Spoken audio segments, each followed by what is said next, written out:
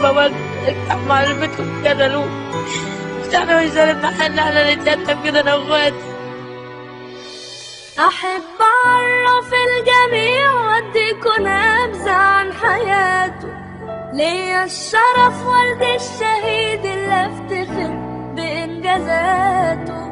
في عز ليله كان بينزل للدفاع عن كل شبر في الوطن، وباستماتة عرض حياته 1000 مرة للضياع. ميستاهلش كره أبدا أو شماتة.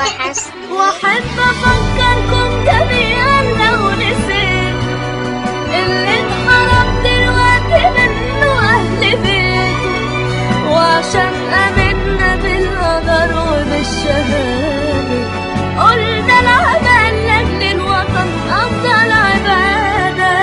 أيوة العمل لأجل الوطن أفضل عبادة. هؤلاء الشهداء سقوطهم لن يزيدنا إلا إصرارا